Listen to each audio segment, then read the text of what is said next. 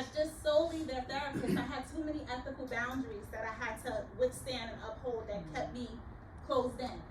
So I decided that I wanted to start Essenc of Healing, and I provide groups, anger management, life skills, adolescent transition. I have a girls group soon. I'm gonna have a boys group where we talk about hygiene, building character, body image, and things of that nature. So that's a little bit about Essenc of Healing, but let's talk about mental health today. So I am a mental health therapist, and I am in therapy. It's important for me to share that with you guys. And the reason that it's important is because I want to build a sense of normalcy around it. There's a stigma when we talk about mental health. People attach it to you being crazy. People attach it to you being weak. They attach it to you being incompetent. They attach it to you just being unstable and incapable. And I'm here to just share with you guys that that is not the case. I've been in therapy 2 times in my life. The first time I was being reactive. I was in a deep depression. I had just finished college, an undergrad. I had my degree. I had a beautiful young daughter. I had just started entry level into a federal agency. Many people would have looked at me and said, what is there to be depressed about? But I was. I got my degree and I thought, all right, now the jobs are just gonna be falling at my feet. I'm ready.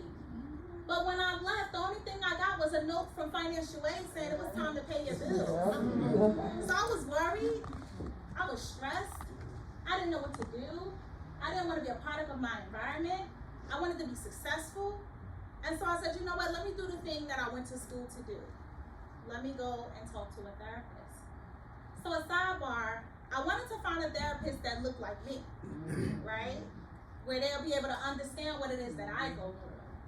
And when I was looking for a therapist, this was before social media where you could just look on and find a portfolio and see their picture. All I had was just reading words to figure out who was the best fit for me. And so when I read the profile, I saw that she grew up on Stratford and North.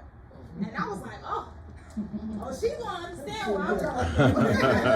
I was like, let me call her. So I spoke to her. She was extremely professional. I was like, all right, I made my appointment. I was nervous, but I went. And when I walked in her office, she was a little white old woman.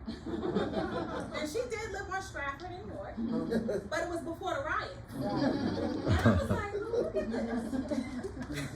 And so you know what? I said, you know what? Let me give her a shot. And she helped me out tremendously. She taught me how to pay attention to my body. You know, I can't sleep when I'm a worry ward, and I can't sleep when that happens. When I was depressed, I called out from work for like 30 days straight. I was about to lose my job. I could not get out of bed, and I still had to take care of my daughter. And so she helped me get through all of that, even though she didn't look like me. And so when I bring it to recent times, I decided to go to therapy because I needed help navigating personal relationships. Not because I was depressed, not because I was sad or didn't know what my next plan was, but simply because I just wanted to be a better person and have, be able to interact with the people around me in a more healthy way. And so because I knew what, I had the skills and I now had the ability to pay attention to my body, I now needed to know how to set boundaries, with people that are around me. And so that's what I was proactive in that sense. Before I got depressed, before I couldn't get out of bed, before I self-sabotaged. And so I just want to say to you guys that, one, if you are in therapy, kudos to you because it's not easy. It's hard work and it takes courage. But if you are not in therapy and you're thinking about it, I encourage you to do it. But at what point are you willing to do it? Are you going to be proactive or are you going to be reactive? And anyway, it's going to be beneficial, right? But we don't want to take it to the point of when it's close to being too late. My second point is your therapist don't have to look like you in order for them to do good work.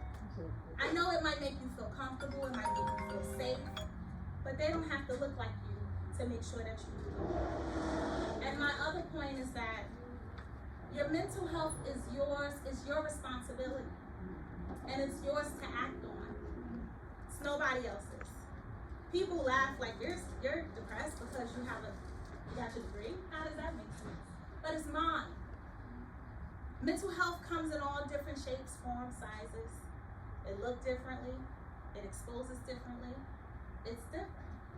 And so don't let people shame you for it. Don't shame yourself.